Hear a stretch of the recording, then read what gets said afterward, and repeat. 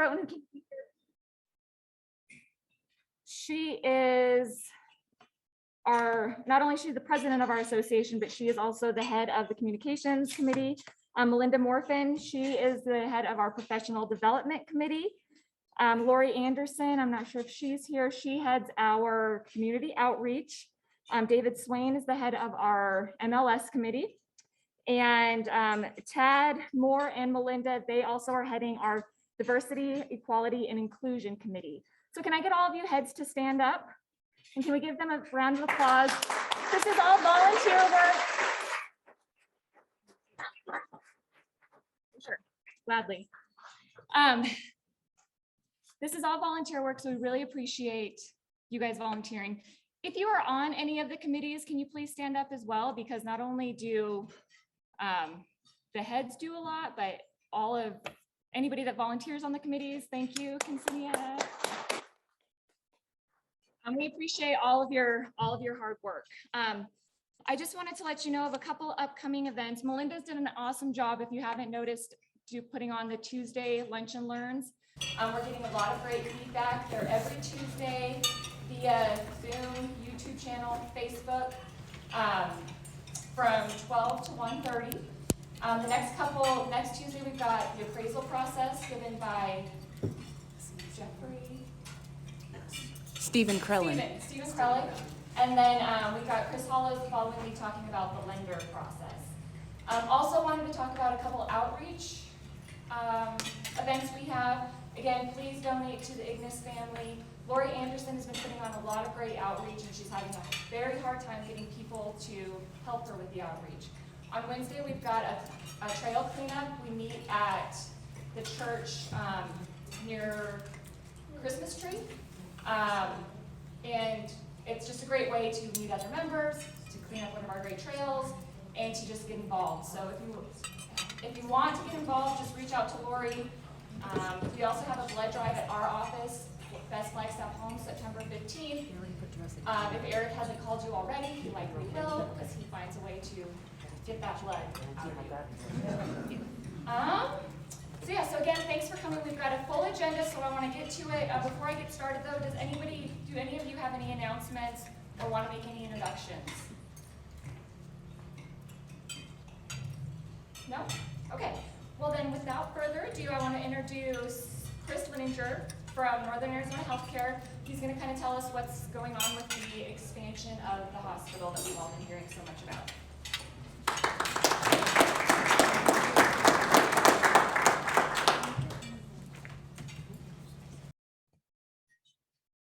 All right. Thank you so much.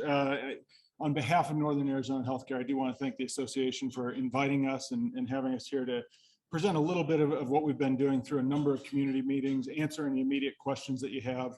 One of the things that we are trying to do is be incredibly inclusive throughout the community, throughout this process, as well as transparent. So if there are questions that come up that we aren't able to address today, we do have both on our website as well as through email. You can send questions to questions@nahealth.com.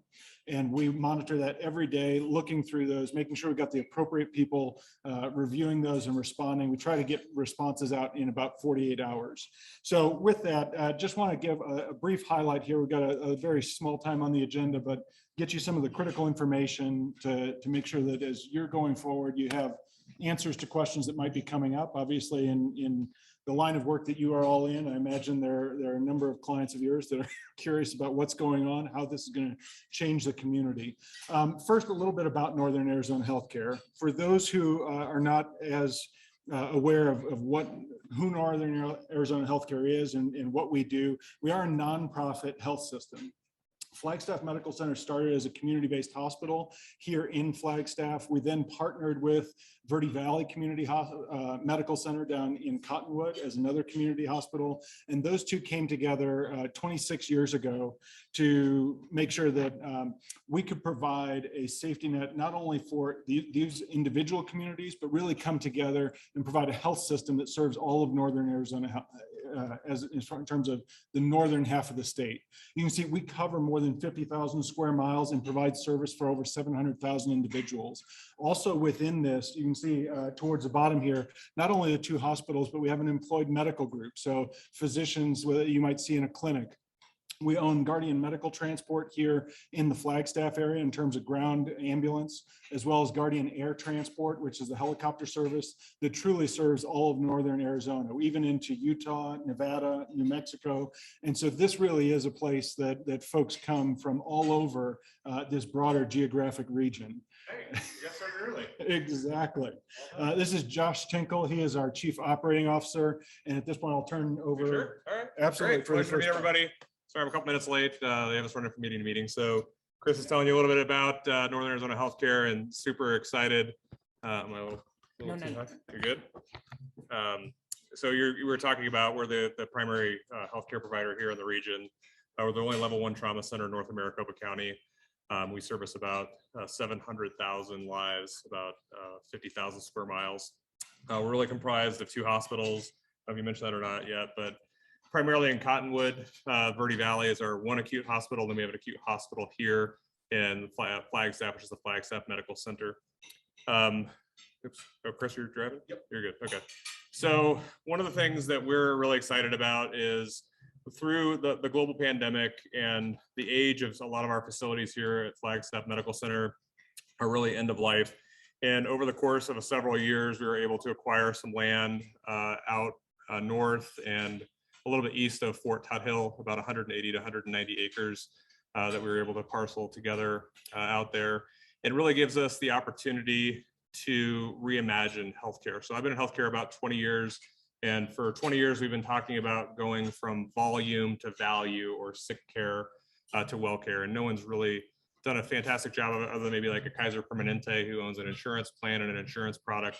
And what this gives us the opportunity to do on the 180 acres is really create a health village. And so what we did when we put that parcel together, and if Steve Ice were here, I say this every single time, building a hospital and an ambulatory campus is really not that impressive and really not that hard from my perspective. He disagrees with me, but really what we want to be able to do is create a healthy lifestyle destination, not only for residents of Flagstaff, but all of Northern Arizona.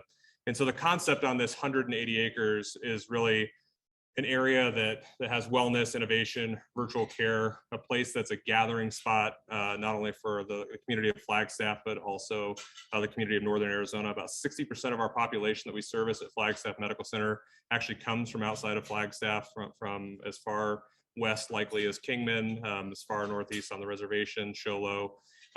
It's a beautiful site if you've been able to see it, and Chris will talk us through the actual plan and the actual map here very shortly. And it's an environment that we'll integrate into the Pines, which will be a very unique healing environment. But we wanted to focus on relief of stress. And so what we think will change with healthcare in the future is not just coming to the hospital when you need to come to the hospital. We want you to come to the center to take care of yourself before you need to come to the hospital. So in our traditional models, the way that hospitals do well and sustain themselves is we need you to get sick so we can take care of you.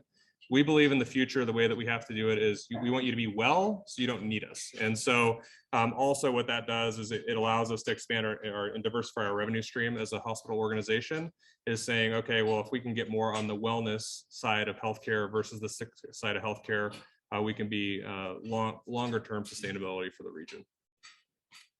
So Chris, I'll let you talk through this. Excellent. So as you can see here, this is really a conceptual draft. There's nothing on here, even though we've got some buildings drawn out, is set in stone. We're actually working through the process right now with the city to get approval to rezone a lot of this property. As we've acquired it, it's kind of a mix of residential at this point. And so in order to do what we want to accomplish this vision and what we believe will truly serve this region for decades to come, we need to get this rezoned so that we can do some different things here. the bulk of what we're really focused on is actually this purple building right here in the middle. And you can see it's surrounded by a lot of green space. This would be the replacement hospital for Flagstaff Medical Center. We are at capacity. We are actually having to turn away patients, especially during the COVID pandemic, because we don't even have fully private rooms. And so when all of a sudden we need special care, special abilities to care for these patients, we need a modern facility to be able to do that. The current Flagstaff Medical Center, the newest portions of it are about 20 to 30 years old. The bulk of the main hospital is about 50 years old. And so this would provide a way to bring in not only state-of-the-art equipment and design, but also make sure that we are caring for our physicians, our nurses who are taking care of those patients. And so that right there in the middle is one of the pieces that is really core and central to this. The other component is not just a replacement hospital, but ultimately the establishment of true what are called ambulatory services. So going to your doctor's office or having same-day surgery where you go home, I don't have to come to a hospital to do that. I actually go to an ambulatory building, and it actually makes the cost much more affordable for those patients. We're able to not have to demand so much on the hospital side that adds a lot of cost to those services, even if you're going home the same day. As you can see, we then expand out, as Josh referenced, this idea of a health village towards the north end, as you see I-17 here going from left to right, the north end, these red buildings. This is where we would have what's called mixed use, and that's more of a zoning component or term, but this is where we would have retail, residential, some residential as we move into the north, where you see Mount Dell there on the far right and up towards University Heights. There would be health-based grocery stores, potentially restaurants that are, again, geared around that healthy lifestyle, helping you to live your best life. As we then move down towards the south and we get into more of this orange color here, we have a couple of things called out in terms of clinical partnerships. So being able to partner not only with the independent physicians throughout Flagstaff and the community, where we can bring them into the fold and make sure that they are a part of this, helping as trusted partners, but then also whether it be through NAU or other organizations, TGen as a laboratory we've worked very close with over the past year in terms of COVID and testing, and how do we develop that further. Then moving all the way to the south end, those blue buildings represent more of the research and development component, really tying into this idea of being a STEM-based community. We do have the incubator up actually close to our campus right now, up by Buffalo Park area. This would be another way to infuse at a different end of the community. How do we bring those folks in? How do we bring in new businesses that want to start up innovative ideas, and how they could then contribute both to the community as well as to our mission in terms of health and wellness for the community. We'll come back to this, and certainly probably the source of many questions. One of the keys that we want to highlight is, again, all that green space in the middle there around the purple buildings. The back half here is designed to be this idea of a wellness retreat. And so we're very close in border with the Fort Tut Hill County Park. And one of the things we've had numerous meetings with them and continue to is how do we integrate that free space, that green space into the Fort Tut Hill County Park, as well as the Futz Trail system.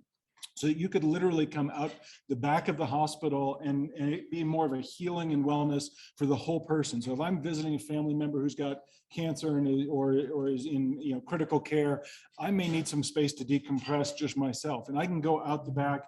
We'll have trail systems set up, different labyrinths and things that we're partnering with to bring some of that health and wellness into those visitors as well. There's an incredible amount of stress that happens, whether you're a visitor, a nurse, a physician. Things happen day in and day out, and we want to be able to take care of those people while they're taking care of the patients in the hospital. So just a few bullet points, and then we'll open up for questions. As we've mentioned already, this is a hugely collaborative effort. This is being a nonprofit health system. We are here to benefit the community. And so everything that we have designed is really looking at, from this idea of health and wellness, what are the needs that we're seeing from the community? And we're starting to open up more and more to hear what other things are we not hearing about? What are the things that you might be thinking of that are becoming a bigger pressing issue? And how can we incorporate them into this vision? One of the biggest things we've seen throughout COVID and is projected to be the greatest need going forward is behavioral and mental health. And how do we treat that? How do we come alongside and help people because of all this isolation? So we are building that into this vision as we start to program out our facilities and say, okay, here's how much of that space is going to be needed in those areas. We started with the city of Flagstaff all the way back in January, formally submitted a pre-application in the end of April timeframe, and are working towards this fall. We've got some public participation meetings that will be coming on the books in the calendar here in September. We've been meeting with community groups throughout all these neighborhoods, trying to get their feedback as to how this impacts them, not only at the new campus, but also with our existing campus and what may become of that. It is important to note that this process is going to be a very long process. Even if we get approval from the city to rezone the property this fall, it's going to be towards 2026 before a new hospital could be opened. And that's as fast as we can move. The ambulatory building would be coming much sooner, probably within the next 2 years, but it is going to be a long journey. And so by no means is any of this fully decided, but we are doing this again with this intent of benefiting the community as a whole. Architecture and engineering. So we are partnering with firms. We are a health system. We know how to deliver healthcare. We don't necessarily, build buildings and hospitals in our day-to-day. This will be, as I mentioned, the first new hospital actually since the original building back in the 1930s. So this is a huge effort. Josh mentioned Steve Ice, who is our Vice President of Construction and Real Estate Development, has come up from Phoenix, where he's spent a career doing these types of projects. And so we're able to tap into that. We're also partnering with groups, National Design firm HKS, and they are partnering with a number of local firms to bring on, from an engineering perspective, civil engineering, mechanical, electrical, plumbing, be able to really bring in some of that local talent while also tapping in to some of the best in class processes and design work that's been done throughout the country. From a building perspective, we partnered with McCarthy, who is a national builder and general contractor. They are tying in and have partnered actually in a joint venture with Lovin Contracting, who we've done a lot of work with. And so again, we're trying to bring along as much of that local resource base as possible, while also being able to do a project of this size and scale. From a funding perspective, we've gotten some questions on this, so I don't want to belabor it too much. Can certainly answer additional questions later on. But this project, for just that hospital and ambulatory building, as well as the parts that we would be responsible for in that rezoning, is about $750 million. Beyond that, the rest of that health village, we will be bringing in partners to help develop that in alignment with our vision that is truly with the benefit of Flagstaff community in Northern Arizona in mind. With this, we don't just have $750 million sitting in the bank. We are going to market to take on more debt because we believe in this so much that we believe it's worth taking on $450 million. The majority of this will be funded with new debt that we have to be able to then pay off. And so please don't think that we're going to be going to the taxpayers and say, you're going to pay for this, or that we just have some slush fund sitting in a bank that we're going to be able to pull out and take care of this. But that's how much we believe in this project and believe in taking care of this community. We also are standing up a new Office of Philanthropy to help support this and specific efforts within this. Josh mentioned that 60% of our inpatient volume under this accessibility piece comes from outside of Flagstaff. And so this will actually, as we partner both with Mountain Line from a transit perspective, the city's traffic department, ADOT even, we're looking at how we can benefit not only getting to these facilities to get the care you need, but then also how do we help take care of some of that congestion around downtown? Right now, we've got, again, 60% of our inpatient volume and visitors that are coming through downtown, clogging that up. And it's actually making it increasingly more difficult for our ambulances to get to the hospital in a timely manner.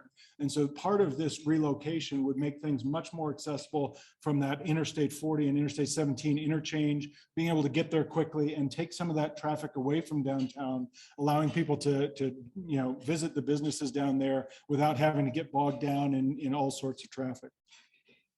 Another component of this is the environmental aspect. Again, with a building that was built 50 years ago, we are not the most environmentally efficient or friendly building in town. And in fact, we may be on the other end of that. And so this will allow us to bring in some modern technology as well as prepare for how we can future-proof this. How do we design, even if we can't become fully electric or become fully dependent on, say, solar and wind today, how do we build this in preparation for that, knowing that it is coming and can become part of the 2030 carbon neutrality effort that the city is moving towards?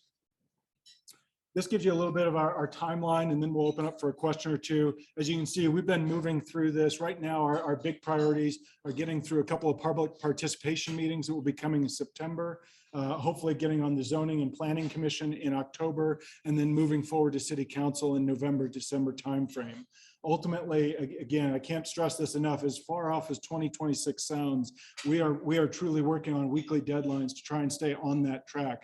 And every year that we push this out is really going to just continue to further handcuff us in terms of how we can provide the best care for this community. So with that, we will open up for questions. I'm going to go back to the map because I have a tendency to believe that tends to be where most things come up. And then we'll do our best to answer what comes up in the immediate time frame we have. All right, how do you guys want to handle this? Let's start in the back right as the first hand raise. So. Thank you. Brenda Sylvius. Actually, I have two questions, but I'll just ask one since there's so many. Part of the housing, will any of that be dedicated to traveling your staff that you have? I know that you use a lot of travelers here. Yeah, that's a fantastic question. I don't know if we have that detail ironed out yet. You saw 170 residential units. That's what's required under the zoning requirement. We may or may not put more housing in. Right now, travel nursing, and quite frankly, first time in my career ever, we are hiring travel MAs. So if you know anyone who wants to get into the MA business, please let us know because we could use those too. We're working on an overall housing strategy, not only here in Flagstaff, but Verde Valley tends to be a challenge too. So we haven't dedicated whether or not, or what portion of that we would potentially do. I would not be surprised if some portion of that 170, we say we want X number of units for the hospital, but we haven't came to that conclusion. Great question. What's good? Sorry, go ahead. We've got two at this table right here. Okay, go ahead. Rosie Lamberson, Memorial Line. What's going to happen with the existing hospital? That's a very common question. So we will retain ownership at least through the entire project for the existing hospital, and then we'll disposition it. We don't know what we will disposition of it as yet, but Steve is in working closely with the city under their 5-year plan, their 10-year plan, deciding how we will disposition it. We won't leave it empty. It'll become something. You won't abandon it? No. It's too big an asset, to be quite honest, for us. That'd be a really foolish, number one, business decision, and it would be really bad for the community, so we would not be doing that. And another component to that is, as I mentioned, the new hospital wouldn't be ready until 2026 at the earliest. And then there would be probably a period of at least 2 to 3 years, even if once we find out what we're going to do with that, before we could have that property ready for a new owner, whether that be housing, whether that be some type of more retail. And so we want to do what's right for Flagstaff, and to be able to commit to one thing today that might not come to fruition for 7, 8, 10 years would probably be fairly short-sighted in the long run. And Chris, that's a really good point of clarification, right? So there will be a time where there's nothing there, right? Because we have to disposition the building. You think about all the medical gases that we have to pull out, all of the infrastructure that you're going to pull out that won't likely be there. So there'll be work going on it. It won't be like we transition from Flagstaff Medical Center today in January of 2026, and by April we're building something else on campus. There'll be a period of a couple years where we have to disposition all the medical gas, all the medical equipment, et cetera, but we won't leave it empty long term. And then we have one more back. Yeah. Hi, I'm Paula Mack, and my question is, this is such an incredibly innovative design. Is there any other complex like this or campus like this in the country? And how did you devise? So is this something totally unique, or did you? I would say that's a fantastic question. There are others across the country, not a ton. There's one in Hendersonville. There's some Lake Nona. And really what we devised is, we could get into a healthcare kind of history lesson, right? So the way the U.S. healthcare system was really devised was we do really well as an organization and have the ability to hire great physicians and great equipment the more that you need us, right? And that's why you see healthcare growing faster than GDP, et cetera, et cetera. And so there's a couple of these systems out there. Probably the most mature one is outside of Detroit or Ann Arbor, where it really tries to do a couple different things, really. One, how do we get people to come to us when they're not sick, to make sure they're making the right lifestyle choices before they need cardiothoracic surgery or something along those lines. And then secondarily to that, as most of you probably know, in the healthcare environment, what is happening is revenues continue to drop. and your expenses continue to go up. And at some point, you hit this point where it's unsustainable. And so our thought process is one, it diversifies the revenue stream a little bit, and two, if we can start to take on more risk, and what that means is we could as a healthcare system say, we're gonna take care of all of these lives, and it's X dollars whether or not you use the healthcare system or not.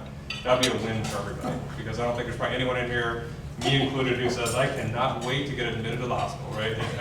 And oftentimes when you're admitted to the hospital, you're going, how soon can I get out of there? So we're trying to flip that a little bit. There's probably 10 to 15 of them around the country. It's certainly not, it'll be unique. This will be the only one in Arizona. So going back to the last question, I'm Rick Lopez with Remax. As a property owner north of the hospital, Yep. and knowing a lot of people who live north of the hospital, the question of what you're going to do with that facility becomes incredibly important in terms of property values, in terms of traffic, and all of the things that are important to a neighborhood. So how are you going to involve the neighborhood in whatever decisions you make going forward as to how you're going to disposition this hospital? I don't trust the city council enough to just leave it in their hands. I'm not gonna touch that one. Yeah, I think we're really early on in that process. I think we would hold similar type community meetings when we start to understand what that looks like and what the possibilities are. I mean, there are 1,000 possibilities for it in terms of one of the possibilities that it will not be, we will not allow it to be another hospital, but other than that, the possibilities are pretty endless, right? There's been early discussions of, well, is this something that NAU would need? There's also, is it more housing? Some of the architecture and engineering firms that we spoke with had kind of mocked up what would it look like to have almost like condo living with like a Trader Joe's attached to it, that the space is big enough. So I think we certainly have to look at that. Selfishly, we want a Trader Joe's at the new campus because that would be a natural grocer that we want. But ultimately, that's what we're trying to bring to the region. And then you're trying to figure out too around that campus. So we talk a lot about the existing building everyone sees. We own a lot of property around there. So it's what do we disposition? What do we not disposition? What do we keep there? What do we not keep there? We own a building at Oak Street. I think it's 107 Oak Street, which is primary care and orthopedics. Likely, we're going to keep primary care in that area. That would not be something we want to make sure our primary care is easy and accessible. So there's a lot of decisions to be made, but I would say probably more in community forum type stuff. I always say email questions@nahealth.com. I always put that plug out there. Steve usually answers those pretty quick. Great question. Yeah. One last component to that, as you mentioned, the concerns around city council. We will still have the zoning component. So it is currently zoned, I believe, a medium residential, if not high density residential. So if they wanted to do something commercial, it would have to go through the entitlements process, public participation. We would not just be able to sell it to someone and all of a sudden, massive commercial comes in there.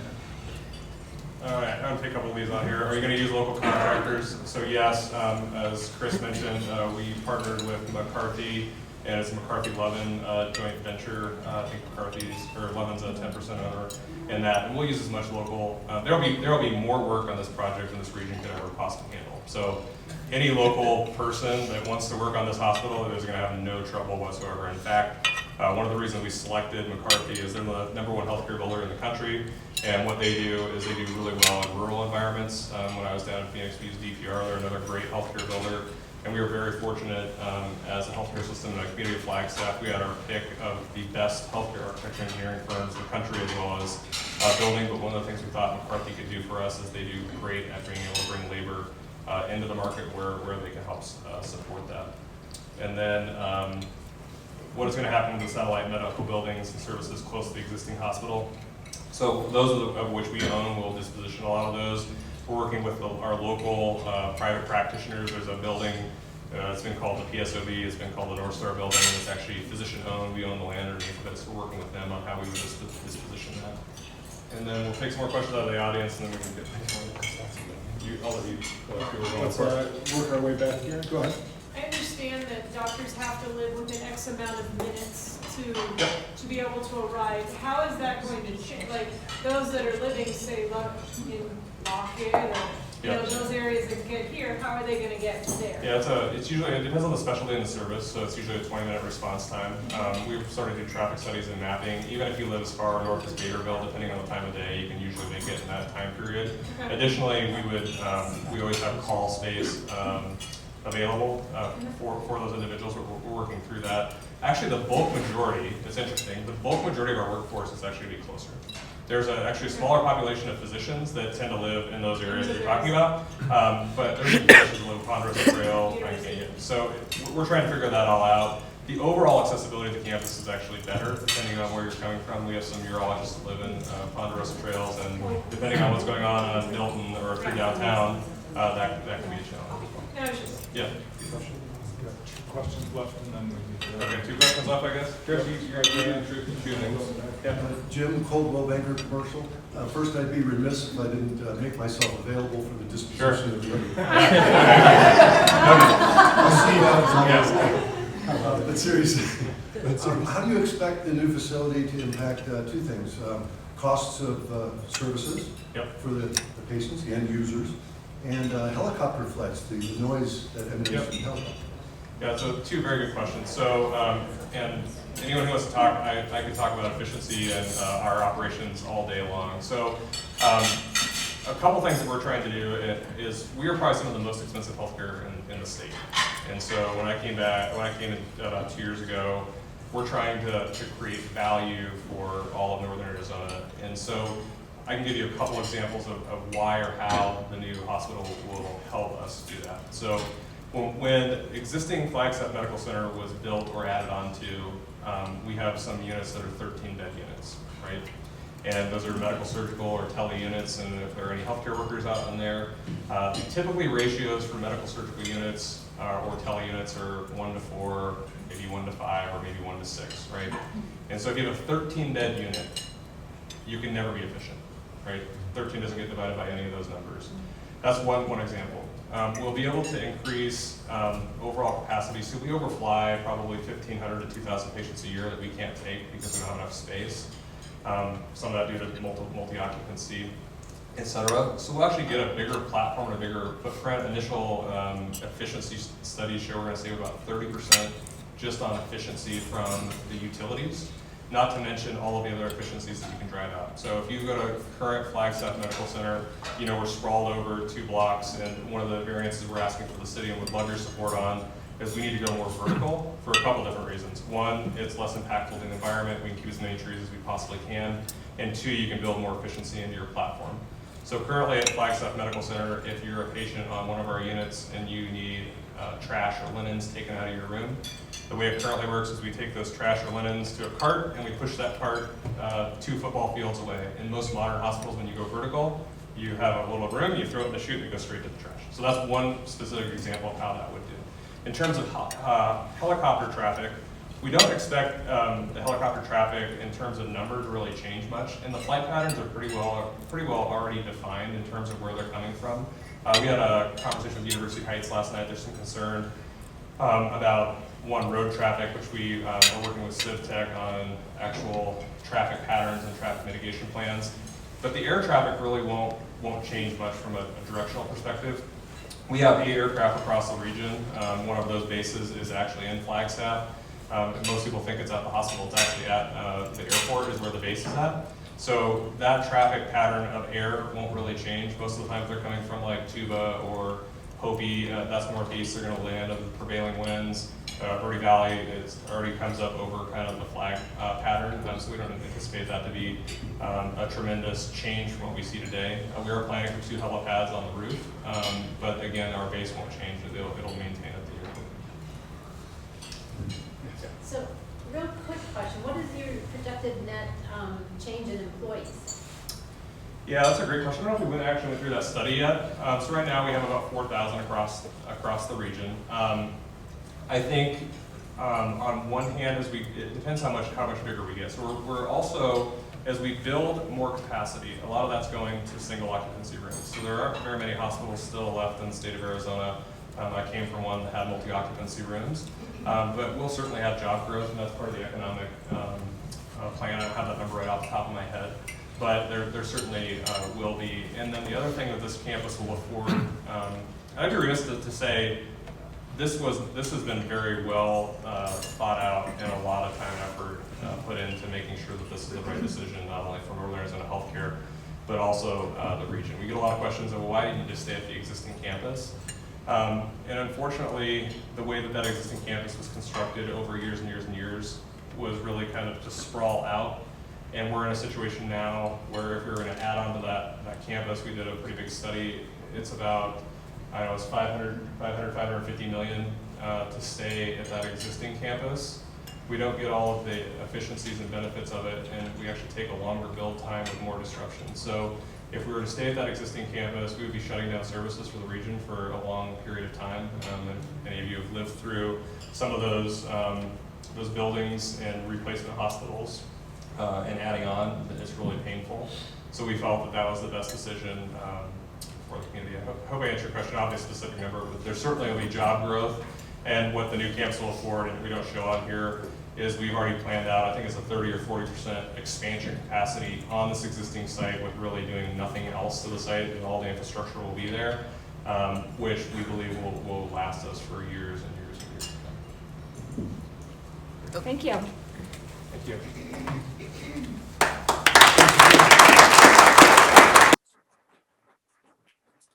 Thank you, guys. We have a lot of clients that are asking us all the time, so thank you so much for that. Also, there was some data last night. There was someone at University of Heights was asking what research shows what property value will do in University Heights. I bought a lot of houses up here already. To me, I said, I'll buy your house. It's cheaper right now, but I think this property will increase University Heights.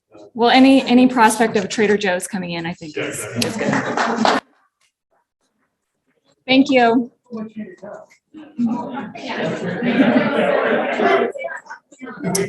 So next we've got Scott Drucker. He is from the Arizona Association of Realtors. He's our general counsel. So he is going to talk to us about what's coming down the pipe from AAR. Thank you, Scott.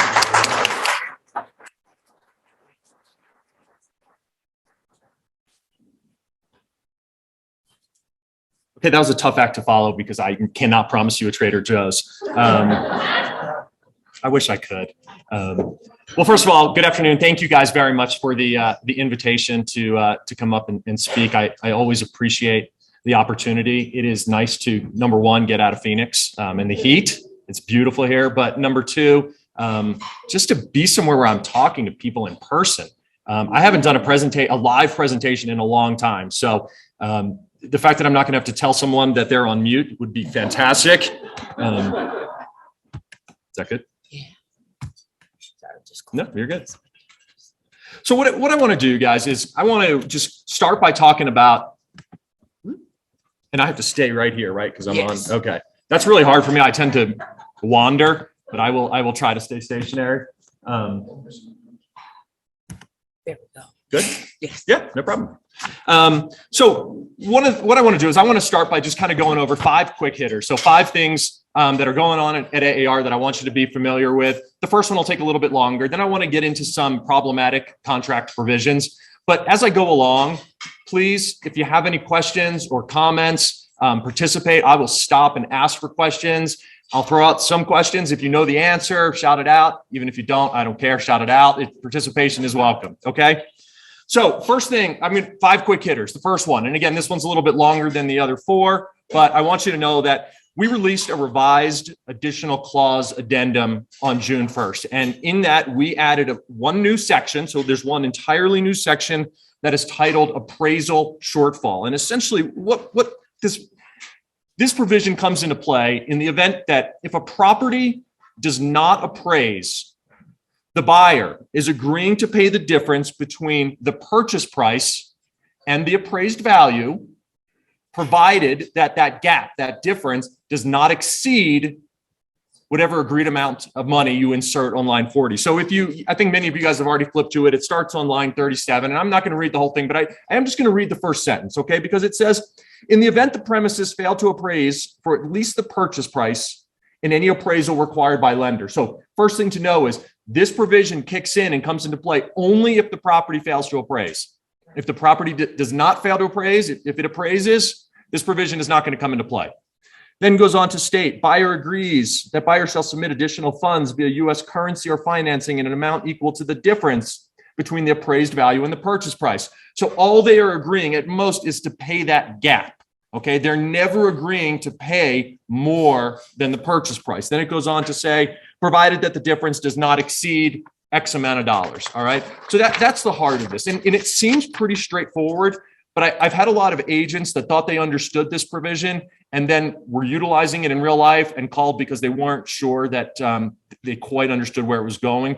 So what I want to do is I want to go through some scenarios with you just to make sure that we're all on the same page as to how this actually works. Okay. So for our scenario, we're just going to say that we've got a purchase price of $500,000. Nice round number, $500,000. And on line 40, the parties wrote in $10,000. Okay. So they're agreeing to pay that gap of up to $10,000. Okay. So those are the two figures. So first scenario, appraisal comes in at $510,000. How much is the buyer going to have to pay? Pay in total, $500,000, right? Because again, as we said, this appraisal comes into play only if the property fails to appraise. Here it appraised over the purchase price. So this provision will not kick in. It will not apply. All right. Second scenario. Let's say now it appraises at $495,000. How much is the buyer going to have to pay? $500,000. Yep, exactly right. Okay, because they've agreed to pay the gap up to $10,000. Here, the gap is only $5,000, so 5 is obviously less than 10. So they are now obligated to pay the $500,000. They do not have to pay above the purchase price. They will never have to pay above the purchase price. All right, next one. Property appraises at $475,000. How much is the buyer obligated to pay? The buyer is not obligated to pay anything in this scenario, okay? The appraisal contingency will kick in and the buyer has the ability to cancel. The buyer agreed to pay the difference only if the difference did not exceed $10,000. Here, the difference is $25,000. So it does in fact exceed, which means the buyer is not obligated to proceed. Under section 2L of the purchase contract, the appraisal contingency, it'll kick in and the buyer can say, nope, I am out. And the seller cannot make the buyer pay any additional sum of money. Now, what if though the buyer decides that they want to pay the difference? They want to make up that $25,000. Can they do that? Yes, they can, right? Voluntarily, they can choose to do that. What if they have a VA or FHA loan? Can they agree to make up the difference then? That's a tricky one. The answer is yes, they can. They can agree to make up the difference, even if it's a VA or FHA loan, but they can't wrap the difference into the loan itself, okay? But even if it's a VA or FHA loan, they can pay the difference. So far, the reviews on this provision have been positive, especially in light of the market. So if I would encourage you to use it if you have buyers, and there is a concern about the appraisal and they are willing to go up, but only to a certain amount of money. That's what this provision is there for. Does anybody have any additional questions on this? Yes, please. In here, providing for the proof of funds to make up that difference? There's not. Okay. There's not. That's a good question, and they talked about that, and ultimately it was difficult to address. So no, there's nothing in there that requires the additional proof of funds. But the hope is that we're talking about a smaller sum of money. We're not talking about hundreds of thousands of dollars. That it's going to be $5,000, $10,000, $15,000 in most instances. Yes. So going back to that example of they have a shortfall of 10, it appraises for, what did you say, 475? Yeah, so $475,000. So Yeah. appraised for that, and so but then the buyers say, well, you know what, we don't want to cancel, we want that house, but we'll pay $485 for it. Does it go back to although on page 1 it says $500,000. Right. So is that? They could offer to pay. Back to negotiation. They could offer to pay, right, but then it's a negotiation. The seller does not have to accept $485. And the buyer's not obligated to pay $485. They could certainly offer and open it up to negotiations, but neither side is obligated to proceed at the sum of $485,000. Thank you. Good? All right. Second quick hitter, and this one is much, these will be much quicker. All right. Next one, I want you to know that we have a work group in place right now at the association that is revising the solar addendum. Okay, we've gotten a lot of requests to revise this form, and we're going to do it in 2 regards. Currently, the solar addendum applies only in the event that we have a lease or unpaid loan. That's it, okay? This form is now going to expand into 2 sections. So we will still have the one main section, again, that will apply if the property is subject to a lease or unpaid loan, but we're gonna have another section that's gonna apply if the seller owns the solar system outright. Because even in those instances, the buyer still has some due diligence that they need to perform. And so the work group wants a section that addresses solar systems that are owned outright by the seller. The second major change that I expect that they're going to make to this form is transfer fees. When we first drafted this form, solar companies were not routinely charging transfer fees. Now they are. But there's nowhere on the form where the parties can negotiate who is paying that transfer fee. And so I expect that there's going to be a line that's added that says essentially if the solar company is charging a transfer fee, that fee will be paid by buyer, seller, other. It'll be paid when due and will be non-refundable. So that's the other major change that we're looking at in regard to this form. You all will have a chance to review and provide feedback on this form before it's released. Has anybody heard of or part of what we call the AAR forms loop? Great, okay. So for those of you who don't know, what the forms loop is it's a group of volunteers. Right now it's about 3,500 volunteers. It's members and industry partners, and they agree to volunteer their time to review drafts of new and revised forms before they're released and provide us with feedback. Anyone is welcome to join the forms loop. So if this is something that you'd like to do, all you have to do is send an email to Jan Stewart. Many of you know Jan. She was the broker here for lots of years. If you shoot an email to Jan Stewart, it's Jan Stewart, S-T-E-W-A-R-D, at AAR Online, and you just say, please add me to the forms loop, she will do that. All right? Next one, listing contracts. Many of you know that we released new listing contracts, residential ER, residential EA, so it applies to residential sales and residential rentals. We drafted them at the association at the request of local multiple listing services. We provided them to multiple listing services in February, and then the multiple listing services had a choice as to whether they wanted to adopt them. I believe that every multiple listing service has adopted them in the state of Arizona except for one. But what I want you to know is we have a work group in place right now that is drafting an ER and EA for vacant land lot. So that will be forthcoming. That's the next thing that will be coming down the pipe. So I know that that's not part of the new one, but we know it needs to be done, and it's something that we're working on. Property managers, fourth point. Do we have any property managers in here? Jackie, I know. Any others? All right, well, Jackie, I'm just speaking solely to you, apparently. All right? Okay, we have a change that's coming to the law in, it'll hit on September 29th. That's a law that affects property managers. Have any of you guys read, there's a substantive policy statement that the Department of Real Estate issued titled Unlicensed Assistance. It came out in 2017. Have any of you guys seen that? Yes. Okay. So one of the things that substantive policy statement says is that unlicensed assistants, unlicensed individuals cannot collect rent on behalf of a licensee. Here's the problem with that that's caused, that's been troublesome for a lot of our members and property managers. They have offices, and they have an unlicensed assistant that sits at the front desk. Tenants come in, they give them a check, right? They drop it off at the front desk, and the unlicensed assistant issues a receipt. Currently, under the law, that is technically illegal, all right, which seems kind of silly. And so, the Arizona Association of Realtors, we brought forward a bill this last legislative session. It was House Bill 2085, and it was successfully passed. And what it says is, unlicensed assistants can collect in-person rent, provided that number one, they're working for a real estate licensee, number two, they're collecting the rent on behalf of the licensee, and number three, they issue a written receipt. So if those three criteria are met, now come September 29th, unlicensed assistants sitting at the front desk in the office will be able to collect rent.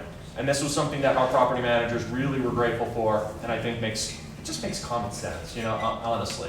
You shouldn't have to, you know, Jackie, you shouldn't have to, you know, have your unlicensed assistant track you down and say, okay, can you come back out now, and just so they can hand you this, you know, check. And we brought this to the Department of Real Estate's attention, and their solution was, we'll just have a drop box, you know, at the front desk. But the problem is drop boxes don't issue receipts. So this was the solution that was necessary. All right, quick hitter point number 5. All the salad's been picked up, right? I want to make sure no one's throwing tomatoes at me here, okay? If you brought pitchforks or torches, just put them down next to the side of you, please, okay? All right, this one is not overly popular, but it's something that you guys need to know, which is that the National Association of Realtors is discontinuing zip form as a member benefit at the end of this year. you know that 2.5 years ago, the Arizona Association of Realtors began offering Transaction Desk and AuthentiSign as our member benefit, okay? So AAR provides AuthentiSign, the National Association of Realtors provide ZipForm. We are continuing to provide our member benefit of AuthentiSign and Transaction Desk. The National Association of Realtors at the end of this year will no longer be providing ZipForm. What that means is, if you want to continue to utilize ZipForm, you will have to contract directly with ZipForm to do that, okay? ZipForm will have all of AAR's updated forms. Anytime we update a form, ZipForm will still have it. They license forms from us. Does anybody know any of the other forms vendors that license from us? I'm sure you guys use some of them. SkySlope, Dotloop, Brokermint, DocuSign, Jointly, ZipForm, okay? These are the forms providers that license forms from us. So you can subscribe to their services and utilize the forms through any of those vendors at a cost, or you can decide to use Transaction Desk and utilize it for free. I will tell you that a lot of associations, because now there are so many forms providers, a lot of associations have stopped providing as a member benefit a forms provider, just because you don't have a lot of members that are using just one, right? They're using so many of them. We've decided to continue though with Transaction Desk, and so we will continue to provide it as a member benefit, but we do not provide ZipForm, and NAR is discontinuing that benefit at the end of the year. How long is their contract for? How long is whose contract? Is there a contract between Transaction Desk and AAR then? And AAR, yes, All right. it is, and we've got many years left on that contract, and I don't think it's going anywhere. So we are going to continue to provide Transaction Desk. Yes, that's not the sort of, the changeover was so much work. We're not going to stop now. I mean, honestly, we're gonna keep going with that, Jackie. So even if we use a third-party transaction company, AAR still honors the contract if we like get sued or something like, So, you know? They I mean- represent us in court against the contract if something goes, was it up to $1 million or something? So we don't actually, right, I mean, if you get sued over the use of the contract, it's not something that AAR is insured for to protect against. Whether you use it on ZipForm, whether you use it on Transaction Desk, whether you use it on, Brokermint or Jointly or Dotloop.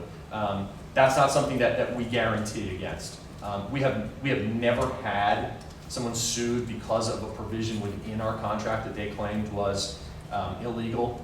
So I don't think that that's going to happen. And my guess is if it did happen, the member would be able to submit to the association a legal assistance request. And then the executive committee would review it and probably make a determination that, yeah, you know what, it is somewhat important for us to make, to have a successful result here from the standpoint of the enforceability of our form. So no, there's no, insurance that kicks in or anything of that sort, but the member would have the ability to submit a legal assistance request. And I'd have to imagine the executive committee would look upon that favorably. Any other questions on that one? Okay, good. So those are the 5 quick things that I wanted to throw out there. And now I want to get to kind of the heart of my presentation, which is talking about some problematic contract provisions that we're seeing agents insert into the contract, all right? Some of you may have heard me talk about some of these before. You may have read articles, you may have seen videos, and I wish I didn't have to repeat myself in regard to some of these if you have heard me speak about them before. But God, they keep coming back over and over and over again, and they're causing problems. And almost all of them are a result of the market, okay? I don't need to tell you guys what the market looks like out there. We know we're in a seller's market. Inventory's down. We have demand is far exceeding supply. Sellers are putting properties on the market in a very short period of time, getting a large number of offers, right? And as a result, buyers, and more specifically buyers agents, are using what I'll refer to as creative language that they are inserting into the purchase contract in an effort to get their buyer's offer to stand out, right? To get their buyer's offer to be more attractive than the 10 other offers that the seller is considering. And I'm all for that, okay? I'm in favor of that, right? Make your offer as attractive as possible, but make sure that you're using verbiage and language and provisions that aren't having unintended consequences, okay? That aren't coming back to hurt your buyer or the seller or the transaction as a whole. And so what I want to do is I want to go through examples. These are all real life examples. These are contracts that have come across my desk. These are agents that have gotten sued or have had to forfeit, portions of their commission because of these provisions. So these are all real life examples. So hopefully you can learn from some of the mistakes that your colleagues have committed. Regrettably. So, first one, we are seeing a lot of buyers offering to have their earnest money go hard at an earlier point in time. Okay? And we understand again why they're doing it. They're trying to make their offer more attractive. But you have to do it correctly or else it becomes a problem. So, the real life contract that came across my desk, all right? What it said in Section 8A, there was a simple sentence, one sentence written into Section 8A, and all it said was, earnest money goes hard at the end of the inspection period. Earnest money goes hard at the end of the inspection period. That was all it said. So let's go through the scenario and how it actually played out. Buyer conducts inspection. Day 10, so now 10 days after contract acceptance, timely, the buyer submits a BINSR and identifies items that they want repaired. 2 days later, the seller responds, and somewhat predictably in this market, the seller says, I'm not repairing anything. And so now the buyer has a decision to make. And the buyer says to themselves, some of these items are somewhat important to us. We really want these repaired. Since the seller's not going to repair them, we're going to cancel. So the next day, now we're on day 13 after contract acceptance, the seller submits the BINSR back, checks the box on page 3 that says the buyer elects to cancel this contract.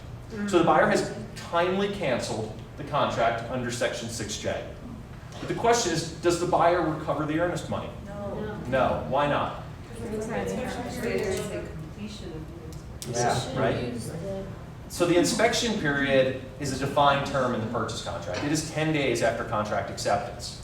The buyer in this example canceled on the 13th day. Their earnest money went hard 3 days earlier. And I had a very open and honest conversation with the agent, and she was very forthcoming, and essentially she said, yeah, but what I meant to say was that the earnest money would go hard at the end of the BINSR negotiation period. And I am 100% certain that that is exactly what she meant, but that's not what she wrote, right? That's not what was inserted into the purchase contract, and you always have to go by what was inserted into the contract. So, the question is to you, what form could and should the buyer's agent have utilized to have the earnest money go hard at an earlier point in time? The additional clause addendum. And I know you're all holding it up, but I can also tell you right now that the additional clause addendum is a woefully underutilized form. We see the statistics on how often forms are utilized. This form is not utilized nearly as much as it should be. But yes, there is a provision in here titled non-refundable earnest money. And the very first sentence says, buyer's earnest money shall be non-refundable unless buyer elects to cancel pursuant to the due diligence section of this contract. That's the language that the buyer's agent should have used. That's the language that they were looking for. So, remember, in regard to making earnest money go hard, use the additional clause addendum. But just as a broader concept, before you write anything into Section 8A, just pull up the additional clause addendum and see if we've already done this for you. Okay, so you don't have to reinvent the wheel with language that may or may not work. Always take a look at the additional clause addendum. Okay? Any questions on that first scenario? Perfect. I don't know. I know that there were some very serious conversations that were going on between her and the client, but I don't know that answer. I do know it in the next scenario, so I can tell you, all right? Okay, so we are also, of course, seeing in this market buyers that are agreeing to waive contingencies.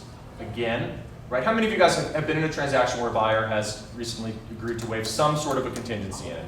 So a large number, okay? And we are seeing it, all right? We're seeing it over and over again, and it's very risky. But this scenario, in particular, involved a scenario where the buyer was waiving the appraisal contingency.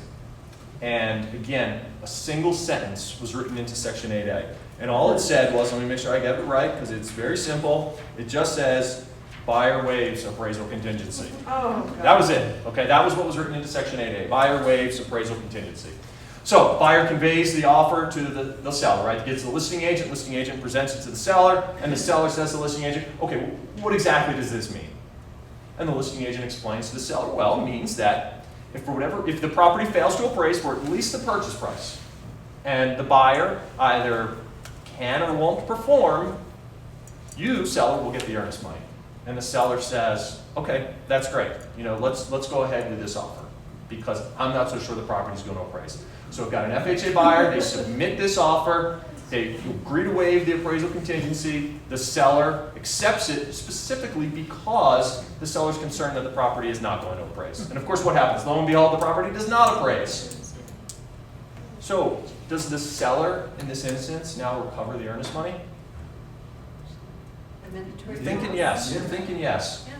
And so did the agent. The answer is no.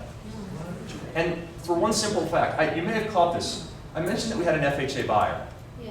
Whenever you have an FHA or a VA buyer, something is going to come into play that's either going to be called the amendatory clause or the escape clause. And what that says is, as a matter of law, if the property fails to appraise, the earnest money is going to go back to the buyer. Yeah. And guess what? You cannot contract around this federal law. So even though the buyer and seller contractually agreed that the seller would get the money, the title company, they give it back to the buyer 100% of the time, every time. And so now, you have a seller looking at the listing agent going, whoa, hold on a second. You told me that if the property failed to appraise, I would get the earnest money. And I do know how this one turned out, and it didn't turn out well for the agent. Go ahead, you had a question. So my question was, and I know you also mentioned VA, but because I know a lot of lenders are trying to be more creative to say, how can I get a house for these VA buyers without throwing the baby out with the bathwater, Right. so to speak. So how would you suggest, if you're representing an FHA or a VA Yeah. buyer, what would you do to try to be as competitive as Sure. humanly possible? They've made it incredibly difficult. And this is a law that is having unintended consequences, right? Because this law was put in to protect the veteran, right? So that they don't lose the earnest money. But in this market, it's necessarily making their offer less attractive, which is, but go ahead, what do you have? Do you have I have a situation with VA which Yeah, just closed please. yesterday.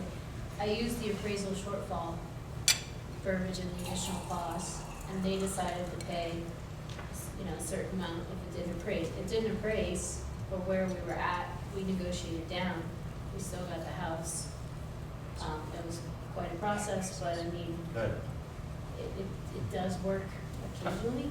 I feel like our conversation has come full circle, right? We're back to the where we started with the appraisal shortfall. So great, that's great advice. Thank you. Yes. Does anybody else have any questions about this scenario? Yes, please. Hi, Scott. So you touched on something that I was going to ask you a question about anyway. The waiver of appraisal, line 32, it says, buyer agrees to waive the appraisal contingency pursuant to financing section of the contract. What if it's not FHA or VA, but the lender, it appraised for the price, but the lender, the underwriting disallow the appraisal? They don't like the appraisal. I've had that happen. It's pretty rare. Sure. I think that would fall under the appraisal contingency. In that case, the buyer loses their earnest money, right? Because they waive their appraisal contingency? Yes, that's correct. Right. If they waive their appraisal contingency, otherwise they would be covered under the appraisal contingency. But yes, if they waived the appraisal contingency in that regard, I agree with your answer. For a conventional loan? Yes, correct. Pretty rare, but I've seen it. Yeah, I don't know that I've seen it happen, but again, guys, I'm not out on the street, right? I'm not doing deals day in and day out. When I do these presentations, I learn as much from you as hopefully you learn from me. So hearing about that is interesting because that's not something that I've encountered before. All right, let me go on to my next problematic provision that we are seeing. I believe that we're seeing an increase in the use of the term on or before when we're identifying the close of escrow date in the purchase contract. And I hear from agents all the time that say, I use on or before consistently when I identify a close of escrow date in the purchase contract. And it hasn't caused a problem. And I always think to myself, it hasn't caused a problem yet, but you keep doing it, it will, because this is one that we see, again, over and over and over again, the use of on or before. And I think that we're seeing it become a little more common right now for two reasons. Number one, sellers have a lot of leverage. So at the beginning of the transaction, the seller says, yeah, we'll accept your offer, but we're going to have to remain in the property after close of escrow for a period of time. Buyers are so desperate to get their offers accepted that they'll often agree to it. And then you also have buyers that, are just desperate to close. They have put in offers on 10 different properties. They finally got this one accepted. They don't want escrow delayed. And they're saying, let's close, let's close. We just need to close. Let's get this deal closed. If you need to stay in the property for a period of time thereafter, we'll agree to it. So we're seeing a lot of contracts and a lot of addenda that state seller gets to remain in the property for X amount of days following close of escrow, or seller gets to remain in the property through X date. Okay.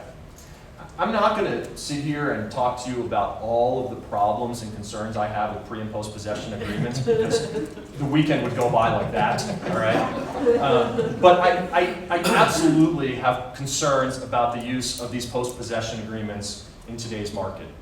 Let's say that you have a contract where they say that the seller can remain in the property through a certain date, okay? Let's say 5 days after close of escrow.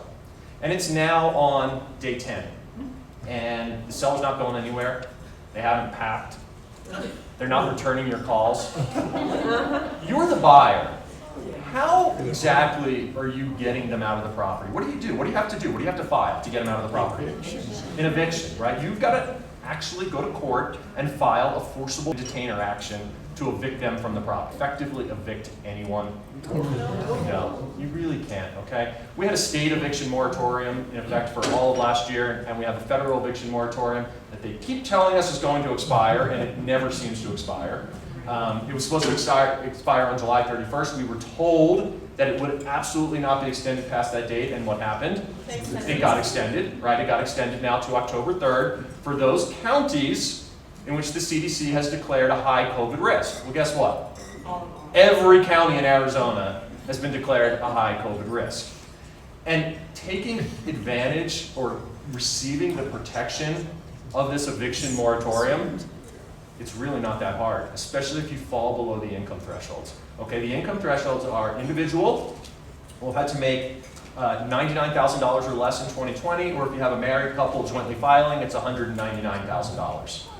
The other requirements are basically if you can breathe in a mirror and it fogs, okay? They are exceedingly simple, okay? You basically have to say, we tried, we'll sign a declaration saying that we've lost, income, we'll make partial payments if we can't, but really they're so wishy-washy. If you meet the income requirements, you're not gonna be able to get these people out of the property. And so now you've got a buyer, right, that says, okay, well, seller, we agreed that you'll stay in the property for 5 days. Now it's 3, 4 months later. You've retained legal counsel. You can't get a court date because the courts are flooded. And you can't get these people out of the property. And have you sold your house already? Where exactly are you going? So make sure that buyers are very careful in agreeing to these post possessions. I mean, number one, you should already, as a matter of law, be referring them in writing to legal, tax, professionals, so they understand the risks that are associated with post possession agreements.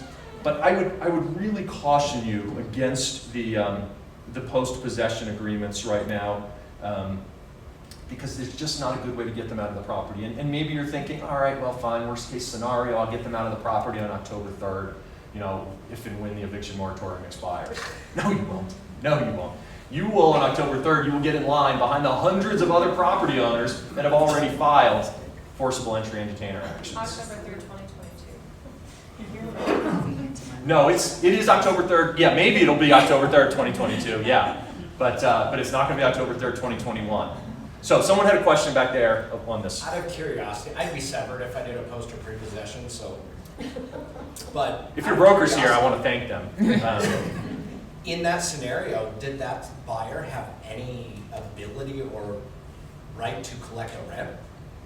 Or is this free living for them? Sure, no, if you can get a court date and get a judge to say it, you can. But again, you've got to get a court date, which you can't get. So yes, there is an argument that yes, you should be ultimately receiving and be able to recuperate the fair market rental value, assuming they have the money. I mean, you'll get a piece of paper that says you're owed the money.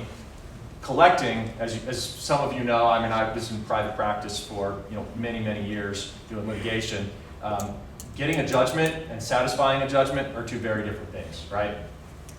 And let me go back to just one additional point I want to make. We talked about appraisal, the appraisal contingency scenario, right, and waivers of contingencies. If you've got a buyer that is considering a contingency waiver, and you want to have a discussion with them about the risks of this, what document can you now use to start that conversation? Does anyone know? We made a change to the buyer advisory. Yeah, we just recently made a change to the buyer advisory. On page 3, there is a section now titled Contingency Waivers. And it essentially goes through and talks about, okay, look, yeah, buyer, you're considering waiving the loan contingency, the inspection contingency, and the appraisal contingency. And then it outlines and says, here's all the risks if you're doing that.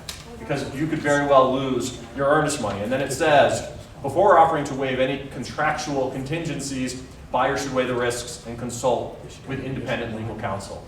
Smart. So if you've got a buyer that is now considering waiving a contingency, make sure you have a conversation with them about this, okay? Use this as the starting point to have that conversation because I think it has some good information in there.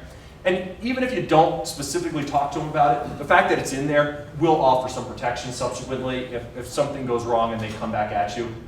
Because if you've presented this to them, they're deemed to have read it, they're on notice of the risks associated with contingency waivers. And let me just ask a question, because I'm really curious about this, because I think I see this a little differently. You're a listing agent, you're a seller, and you've got a buyer that comes in and says, I will waive the inspection contingency. If you're a seller, is that a good thing or a bad thing? You're a listing agent. You're a listing agent. Seller, you get an offer that says the buyer waives the inspection contingency, and your seller says to you, what do you think? You better have disclosed everything. See, I'll be honest, I don't think it's a good thing for the seller. Yeah. I really don't. I know a lot of sellers are like, yes, they're waiving the appraisal contingency. I will tell you now, from having litigated these issues for a long time in private practice, if there's something wrong with the property, you want the buyer to know before close of escrow as compared to after close of escrow.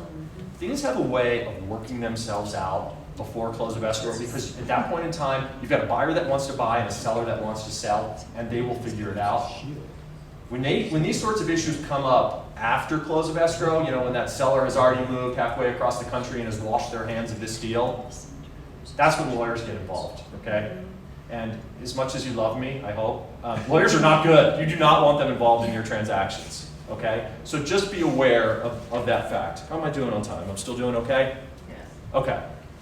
Sorry, you had a question, yes. Going back to the eviction moratorium, so you get a client who's interested in buying a rental property, and their concern is whether that's a good investment at this point in time with these eviction moratoriums and what's going to happen in the future. Yeah. And how do they protect themselves from that tenant, whether they can or cannot pay the rent? How are they going to? I think that if you're buying a property with a tenant that's already in place, you've really got to do your due diligence in regard to their track record of payments, right? If they have paid consistently in full for an extended period of time, I think that's less of a risk. But there really is no good way to protect yourself in the event of this eviction moratorium, which is why it's been so problematic for property owners. It's very different. I mean, you can do some due diligence into their credit and see how financially strong they are, but you are taking a risk. I mean, Jackie, landlords are taking a risk, right? What sort of conversations do you have with landlords? When they ask you about this. Ask about what? If they say, well, what do I do here if they stop paying? And in light of this eviction moratorium. There's not much you can do. We've been very fortunate. We've been working with our tenants to help them get assistance that's out there. Good. But yeah, we've been very fortunate. Yeah, and that brings up another point, which is that there is some assistance out there, not just for renters, but for landlords.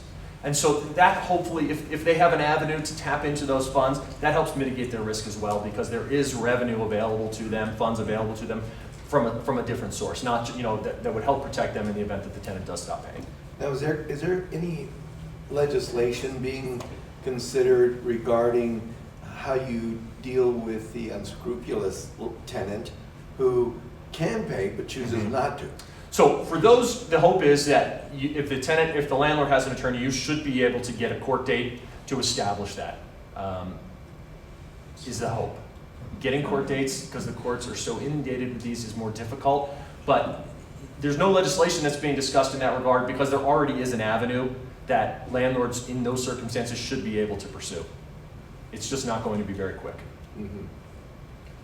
All right. Oh, yeah, please. Can you think of any other protections beyond that buyer's advisory that brokers can use to safeguard their clients and their own butts? In the buyer advisory?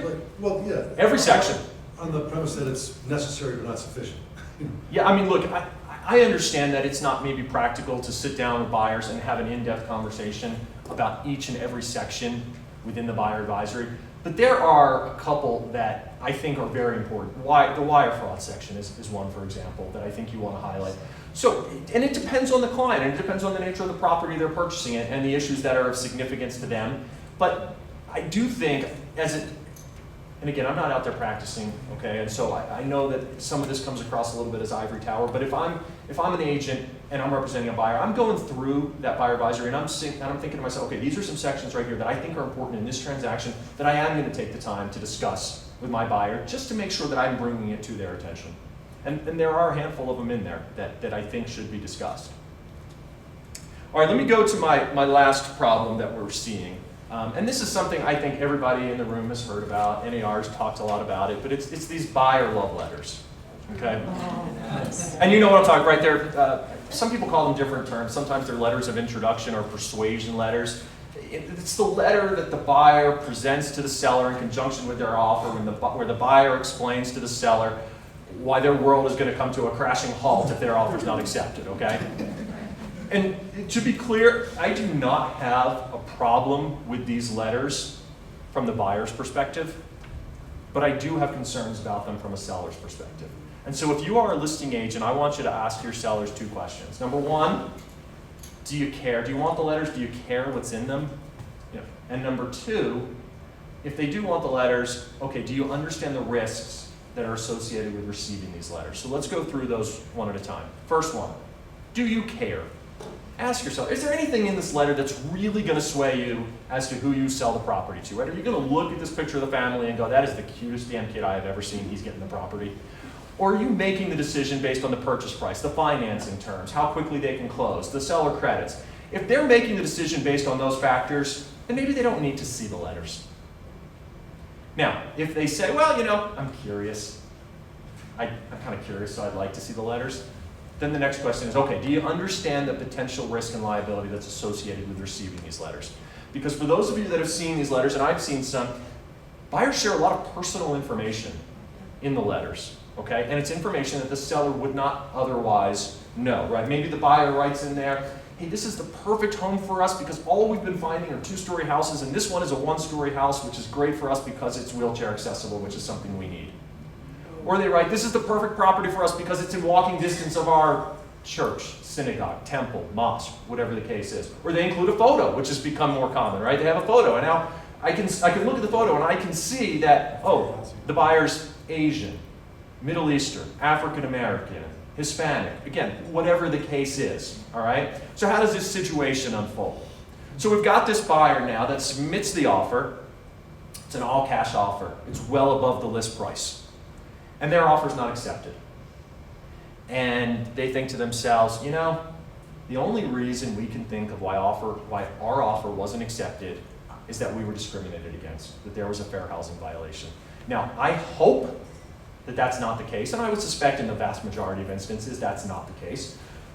But the seller has put themselves in a position where they can be accused of this fair housing violation, right? Because they've put themselves in a position where now they know information about this buyer that they would not have known had they not accepted this love letter. And so, give me 1 second, I will. So, I want you to ask them, do they understand the risks associated with these letters? And if they do and they say we don't want them, don't convey them. Even if you want to put a note in the multiple listing service, don't give them to us, that's fine. But I would, from a seller's perspective, I would be very weary. And understand, I have these same concerns with the listing agent too, okay? If the buyer, despite all of this conversation, the buyer says, no, I still want to see them, that doesn't mean that you as the listing agent have to look at them, all right? Because you as the listing agent, you can just as easily be accused of discrimination or steering, you know, your seller away from that offer because of something you yourself read in that love letter. So be very careful about these, okay? And I know that you probably have heard this from other sources, but there's a reason why, okay? Because these complaints, these allegations are becoming more prevalent. Yes? My question is, so we're not, my understanding from what you're saying is that we're not obligated to send our sellers any information, especially when the buyer's agent said, please send this along. It has to be the seller's decision, okay? So the seller has to make the decision. So if they decide that they don't want to see them and we don't open them, how do they just Then you- respond in an email to say, I'm not, Right. we're not accepting? and- Yes, we're, right. First, I would preemptively let them know, don't provide them to us with your offer. But if you do receive it, send a message back saying, just want to let you know, we have not opened this, we have not reviewed it, it won't be considered. Okay. Yeah, but ultimately, yes, it does have to be the seller's decision. But again, even if the seller says that they want it, doesn't mean that you have to look at it. I had a situation this year where we had a conversation with the sellers and they said, and we put it in an email, you know, that we were not gonna review, but we were getting them. I even got a video. Right. And I didn't look at any of it. Good. Because I didn't want to know Yeah. what was going on in that Yeah. either. Because like you said, we could be liable. as You a absolutely seller. can. Yeah, there's no question. And we do see, you know, allegations of steering. You know, there's a lot of times agents, you know, they may live in that community and, you know, the allegation, oh, well, you know, you live in that community and so you didn't want me living in you know, as a buyer living in that community. Risk to buyer's agents. I mean, if the seller gets sued, listing agent Mhm. gets sued, typically the buyers, they pull everybody in. So Yeah, so, yes, you're right, okay? Attorneys are great about this. If you're gonna sue one person, you might as well sue 10, right? It's the same cost. And buyer's agents have insurance just like seller's agents, and the bigger the pool of money that's available, the more likely it is that you're gonna be able to grab some of it. So yes, that does exist, but I will say, again, in this scenario particularly, I think that the far greater risk is on the seller side than it is on the buyer side. Sure, because we still have buyers that are asking us, because our brokerage told us basically, regardless of who you represent, don't do it. Mhm. And so, of Good. course, I have buyers that still feel like they want to have something, Right. just it conveys something, whether it's written or not, about our Mhm. interest in. And if you're a buyer's agent and the buyer says, no, I'm instructing you to convey this, it's a lawful instruction that you as the agent would have to follow unless you have an instruction from the seller or listing agent saying, we're not accepting them. Then you could go back to the buyer and say, I understand that you've asked me to convey this, they are not accepting them and therefore I cannot. How would you not see it if you receive the offer? It's sometimes the opening page of the Right. offer. So how do you release yourself? It depends how it's conveyed, you know, in all honesty. Sometimes it's in a separate attachment, sometimes it's a photograph that you're, you know, expressly not clicking on. But you're right, it can be difficult, which is why I think the best course of action is to preemptively say, do not send them to us. You know, If you have received it, can you omit it and present the offer still? if your seller agrees, yes, you can say to your seller, I received this, I would recommend you not review it, but it ultimately is the seller's decision. And if they say, no, I want it, pass it along, you need to do it. Because again, as the agent, it's a lawful instruction from your principal that you would be required to follow. And maybe put it in writing via email or whatever, that we discussed this, I've advised you of the Yes. risk. You'd make a good attorney. Yeah, put everything in writing, yes. Right, if they say they want to see it, follow up with an email that says, all right, but I told you, you know, I'm recommending against this. Yes, you know, always, you know, CYA. Did you have one more point over there? Well, what if the seller has preference to sell it to like local residents, which is not a protected class per se, Mhm. and would welcome those letters that Sure. only express that they're not investors or second buyers? Right. Or So We've the been seeing that in listing remarks. So the problem is when you get the letter, you don't know what it's going to say, you know? And so, yeah, maybe they're thinking, well, I do want to see them because I want to know that it's someone local, but chances are that's not going to be the only thing in the letter. like, can the seller put those parameters and say? You can, but again, once you get the letter, you don't know what they're going to put in it. Yeah, but if you're a buyer's agent, you can put in the email to the listing agent, buyer is local, with local lender. Mhm. Those are bullet points. Sure, and maybe, you know, I don't think there's anything wrong with the listing agent picking up the phone and calling and saying, hey, can I ask you one question about your buyer? I don't want to know anything else, but I do want to know the answer to this question. Because you're right, that is not a protected class, right? So are sellers allowed to instruct you to put it in listing remarks that the first 3 days we will only allow local purchasers to see the house? Yeah, I mean, you could do that. There's no discrimination there from the standpoint of a protected class. I would, here's my take on this though. Why limit the pool of available buyers? Okay, one of the beautiful things about the multiple listing service is it exposes a property to the largest possible pool of buyers. Maybe they don't want, maybe they're sitting there thinking, you know, right now, well, you know, we'd really like to sell it to a local buyer, until they get an offer from Zillow that's $75,000 over the next highest offer, right? And all of a sudden they're thinking, oh, Zillow's not so bad, right? So my thought is, don't limit it. You can make a decision ultimately on that factor if you want to, but why restrict who you're getting offers from? Part of the job of an agent is to get as many offers as possible so your seller can select the best possible one. And maybe it's not the one that's the highest amount of money, but sometimes it is. How am I? I'm pretty much. I think we're good. Okay. Is there anything else that you guys really need me? Thanks, Judy. Is there anything else that you guys really need me? How about this? I will stick around afterwards. I'll be available if anybody wants to chat or come up to me. But guys, thank you so much for participating. It made it a lot nicer.